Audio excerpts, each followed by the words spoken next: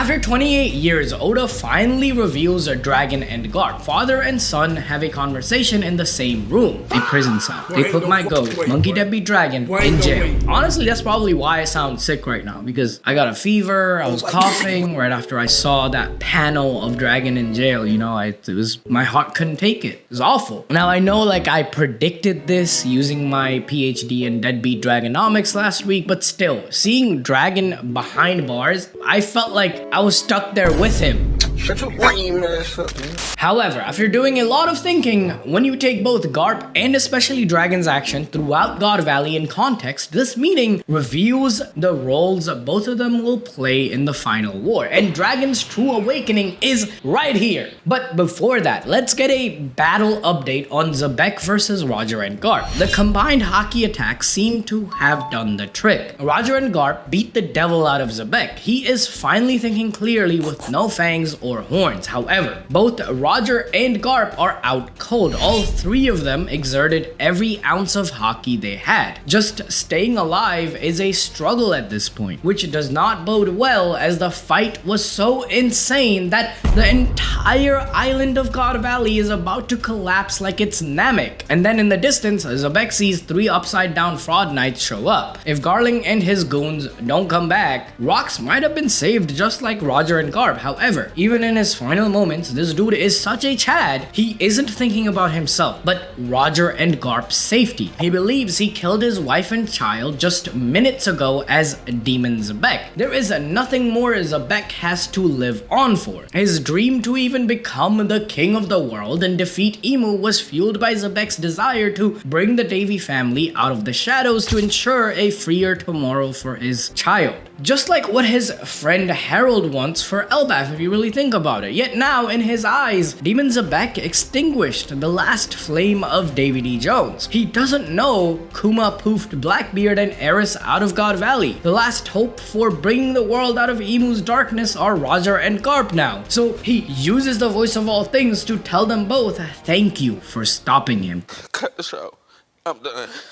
In the nick of time, Gaban and Rayleigh show up to grab Roger and Garp as the Holy Knights are stabbing Xebec. The odd thing here though is that Oda doesn't show Xebec actually dying. Plus, the paneling is really interesting. It's not clear whether the Knights allowed Roger and Garp to live or Gaban and Rayleigh swiped them away while they were distracted by Xebec. He saw how fast Mafe was while she was hunting Dragon earlier in the flashback. Why wouldn't they chase after the wings of the Pirate King? They are carrying two big men on their shoulders. Their speed would definitely be affected, right? Letting Garp live, I can understand, but Roger too? Like that doesn't make sense. By this year, he was already a notorious pirate and had already sailed to Lodestar, even wearing a straw hat like Joy Boy back in the day. It's possible that when Garling stabs Xebec to kill him, similar to Brooks after death, his devil fruit activates. As a final thank you to Roger and Garp, he uses his soul or ghost-based powers after death to get rid of the Holy Knights until rescue arrives for them both. But if you want to learn more about that, watch this video Yusuf made about how Xebec had a fruit which allowed him to go inside Blackbeard after death. That's why it's not he, it's they. Rayleigh says that Xebec was killed, hinting that they definitely saw a body there. Yet his soul lives on, similar to how you can kill the user of a devil fruit, but the essence of the fruit finds the closest fruit. I guess that's what the narrator at the end of God Valley, like in that panel, he says like this was the essence of God Valley. Maybe the essence of God Valley was Xebec's essence itself. Another possibility we discussed while reading the chapter live yesterday was that Emu only cared about Xebec's death. The God's Knights left Roger and Garp thinking they were dead after exhausting all their hockey. The island was about to be destroyed anyway. Better for them to make their way out than waste more time there. I also heard that some in the community think Xebec might still be alive, cryogenically frozen by Emu in the basement like the giant straw hat, a trophy basically. But that doesn't seem likely, as I don't think Rayleigh would be so confident in saying Xebec was dead if that was the case. If that wasn't sad enough, in the end, Xebec died alone, abandoned by his crew and even friend Harald. If Whitebeard, Kaido, Big Mom, any of them had a true friendship and loyalty to Rocks, they would have arrived to rescue him just like Rayleigh and Gabon. This dude Kaido and Big Mom can literally fly, by the way. Finally, Island of God Valley collapses into the sea while Roger's ship is chased by the Marines. We see all the different survivors of God Valley as the curtains close on this grand stage. The narrator says that the crumbling island was swallowed by the waves and consumed by fog, hinting that the island literally sank underwater. This entire flashback was the essence of God Valley. There were winners like Kaido, Big Mom, who found treasures. Shanks escaped the clutches of his family's destiny. Kuma, Jenny, and Ivankov found salvation away from the Celestials. Yet, there were many who lost as well, like Blackbeard, although alive, lost everything through his dad dying. Dragon's innocence towards the disturbing truth about the world was also taken away, while one of the greatest men in One Piece fell to the devil's plot. God Valley incident really reminds me of that quote by, who was it, Lenin, after the Russian Revolution. There are decades where nothing happens, and there are weeks where decades happen. In One Piece terms, for 800 years, almost nothing happened. Then in one day at God Valley, almost all the top dogs of the current era, except Buggy, were influenced to take the path they did. This is one of the biggest dominoes to fall for Imu's end. And you know, the domino you should be toppling is ordering some gamer subs by using code ABD to get 10% off. Gamer subs is so good, guys. Without gamer subs, like, I'm pretty sick. Drank some gamer subs. I got all this energy. Look, see my energy. I was just drinking some gamer, and then I have like energy, bro. Like, code ABD, please buy some. Helps us out a lot. And they send me free gamer subs if you guys buy. Thank you.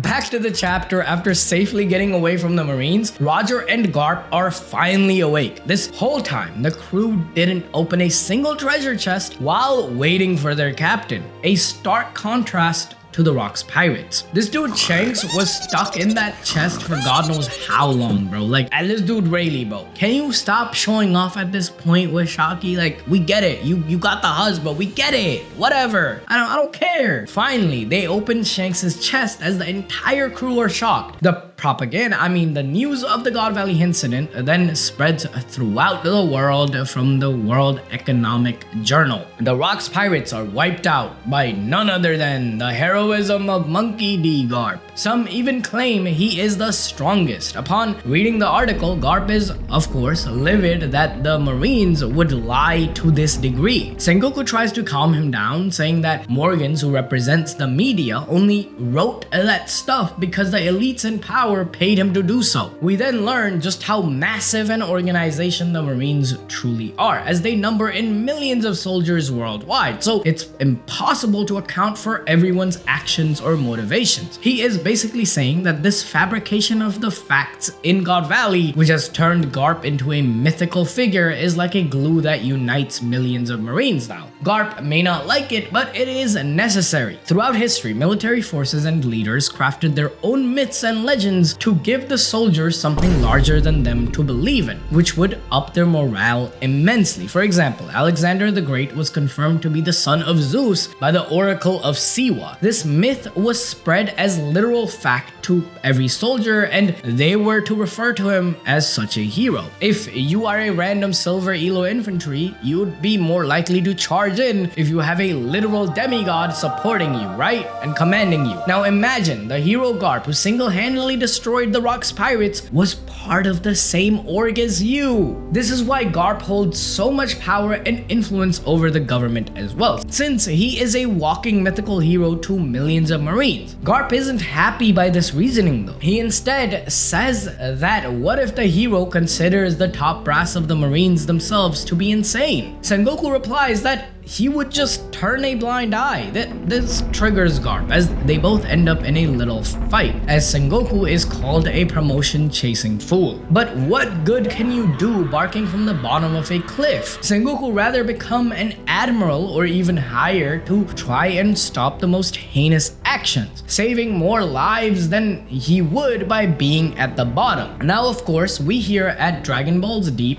do not agree with this. If Garp and Sengoku decide to leave the Marines, especially after the hero's myth, tens of thousands of Marines would follow them. Look at how much Deadbeat Dragon and the revolutionaries have managed to do since God Valley. Garp and Sengoku would have way more resources at their disposal. Now, the counterpoint would be that the bad pirates might take this civil war within the government as an opportunity to become warlords, taking territories around the world and becoming an even worse oppressing force. Everyone has a morality line that they are okay with balancing on. For Sengoku, he's fine becoming an admiral, which means he's right under the command of the Celestials at any time. However, due to his high position, he's likely the reason Sword was allowed to flourish inside the Marines as a counter faction. Just like how he would turn a blind eye towards the actions of the top brass, he also turned a blind eye to the actions that went against the government. Remember, Ohara was allowed to do their research for decades, uncovering the secrets of the Void Century. They even deciphered the poneglyphs. Roger became the Pirate King. The Great Pirate Era also started while Sengoku, Garp, Suru, these guys were at the top of Marine HQ. The forces opposed to the government have been steadily winning, while these guys, the supposed strongest, have been at the helm of the Marine organization. We may not agree with the way Sengoku chose to fight as a Marine, but he was not corrupted, because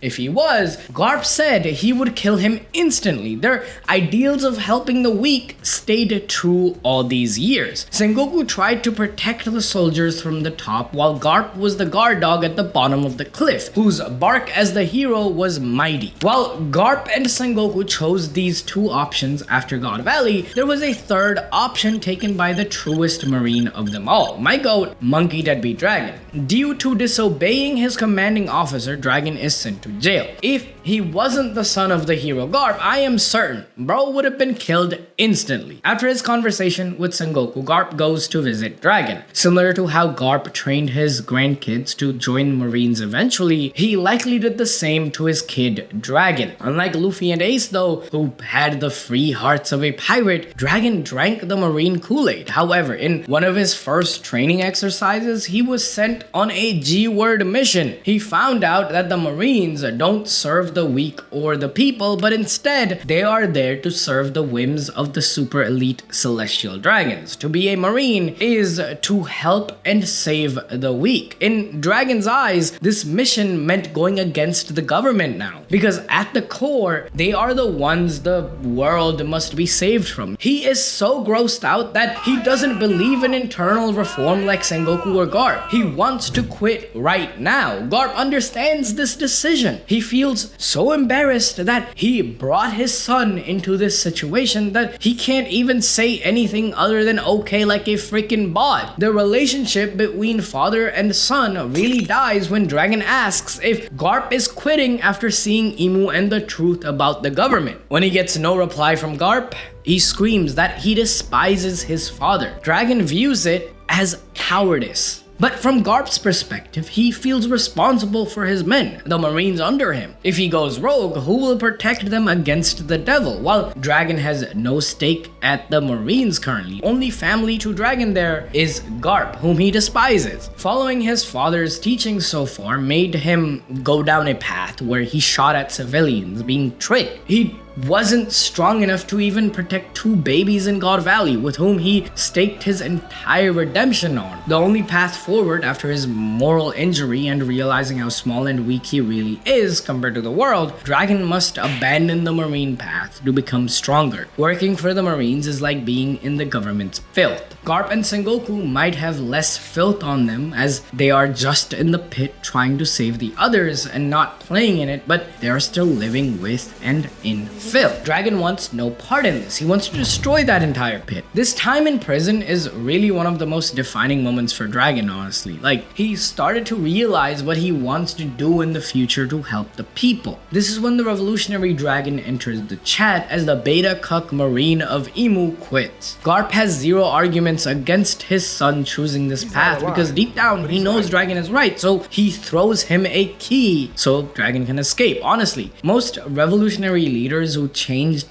the elite system of their nation or country or their world spent time in prison. Like Fidel Castro, Sukarno, Gandhi, even Dominic Mysterio, the strongest of them all, to be honest. They all were sent to prison, coming out with their wills strengthened like never before. Dragon just had a similar glow up. Bro, imagine the will strengthening, the haki strengthening this has done to Dragon. This legendary moment, he might be the strongest, bro. Meanwhile, in Elbaf, Luffy finds out about the death of his idol Zebek. This is like if Luffy found out Shanks died as a kid. Bro is bawling his eyes out as he remembers their time together. Rocks tells him once again that Loki is too weak to join his crew. The guy he actually wants to join, Harald, isn't giving him the time of day. Instead, his weak as son does. All of a sudden, Loki calls Rocks Nika, the warrior of liberation that will destroy the world, laughing. Rocks just says that he's aiming to be the king of the world instead. If anyone who would have that kind of destructive power, though, is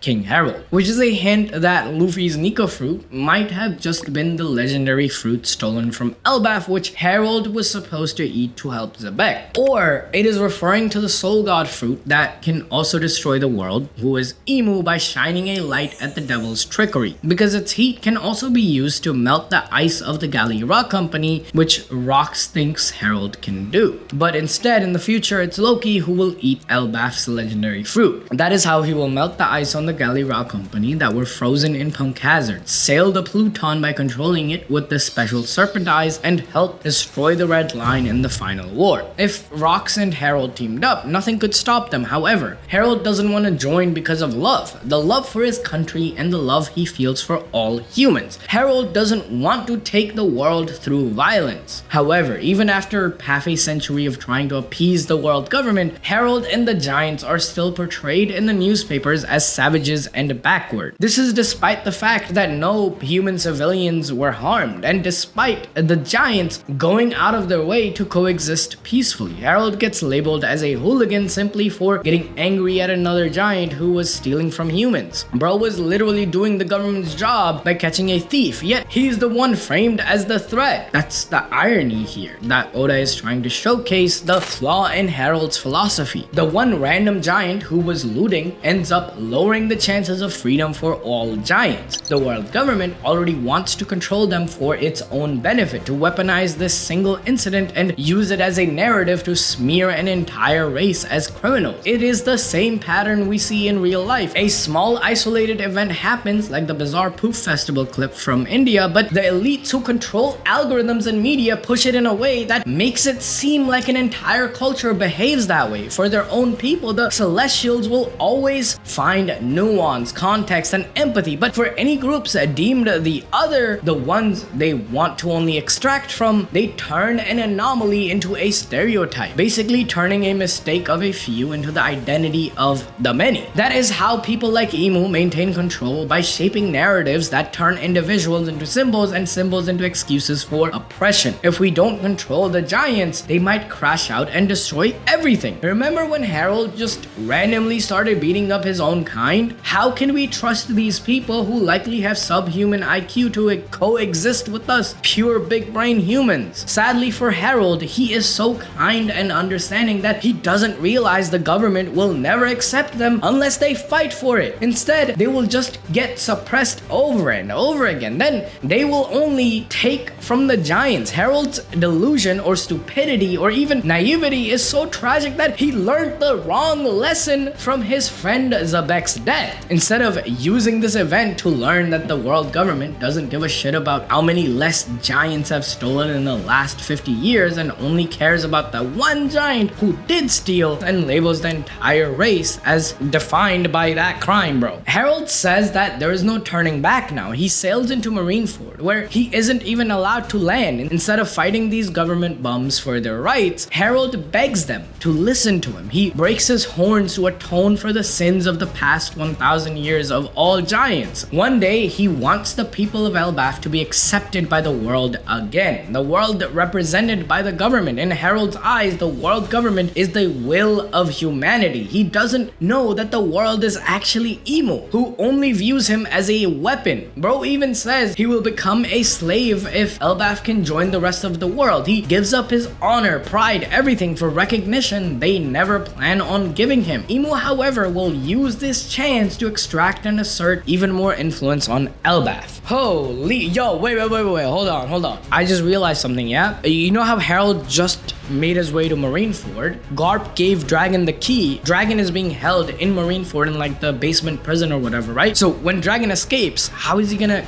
get out of Marineford? By getting on Harald's ship. So Dragon might literally go to Elbaf and train in Elbaf, and Loki's gonna be like, oh my god, you're Monkey D. Luffy? You're Monkey D. Dragon's son? Oh my god, like I never won a battle against Monkey D. Dragon. We trained together in Elbaf like 30 years ago, bro. Imagine that happens. And we learned that Dragon is the strongest in all of One Piece. Crazy stuff, right? Yo, you know what else was crazy? I went to this One Piece exhibit thing in New York last week. I was on vacation. It was so cool. I saw like Momonosuke. I saw like Wano, like Luffy versus Kaido on like a big ass screen. I hear some of the pictures. Like it was so cool. It was epic. All right, thank you so much for watching. I'll see you guys next time.